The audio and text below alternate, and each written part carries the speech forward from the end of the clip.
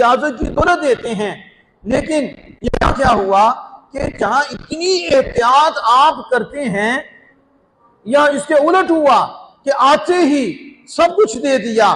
तो हजरत ये शाह अबुल हुसैन नूरी रहमतुल्लाह ताला, आपने अपने शेख आले रसूल रहवी आपसे ही ये सवाल कर दिया कि ये मामला तो आज के दिन हमने अजीब देखा है जो आपने अहमद रजा रहमतुल्लाह अलैह से किया है। तो फिर उस वक्त शेख आले रसूल रहवी ने ये जवाब देते हुए ये फरमाया कि मैंने अपने तरीके से हट कर ये मामला क्यों किया है, और मैं जो इतनी एहतियात करने वाला हूं, आते ही मैंने ये सब कुछ क्यों अता किया और इजाजत क्यों दी, और सरासिन में ये खिलाफत की इजाजत क्यों दे दी और खिलाफत दे दी। कहा इसलिए कुन तो मुतफक्किरन मुंज़ ज़मानिन, मैं कई अरसे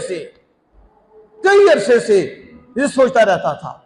यानी ये नहीं है कि एक दिन की बात हो या 2 दिन की बात हो। आपने कहा कितना अरसा हो गया है कि मैं सोचता रहता था क्या कि लौ सअलनी रब्बी अन्नका बिमाज़ा अतैत या आल रसूल, कि अगर मेरे रब ने मुझसे पूछा कि आले रसूल तू क्या लाया है, तो फबिमाज़ा उजीब, तो मैं अल्लाह को क्या जवाब दूंगा।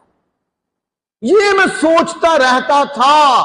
वल यौमा इत्मअन्ना क़ल्बी हम्दिल्लाहि तआला लिअन्नहु लौ सअलनी रब्बी फ़अरदा फ़अरिदा तिलमिज़ी व मुरीदी। अल्लाहु अकबर। कहा आज के दिन ये जो मैं सोचता रहता था, इससे मैं मुतमईन हो गया हूं, मेरे दिल को इत्मीनान हो गया है बिहम्दिल्लाहि ताला।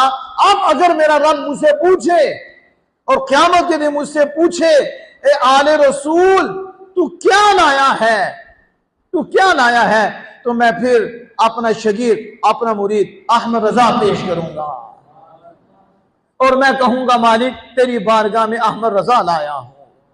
अब इससे बढ़कर क्या है कि जिनके शेख इतने बड़े हैं और वो कह रहे हैं कि मेरे पास जब अहमद रजा आए हैं, ये तो भरे हुए थे, ये तो क्लियर थे, इन्हें इतना टाइम लगवाने की जरूरत ही नहीं।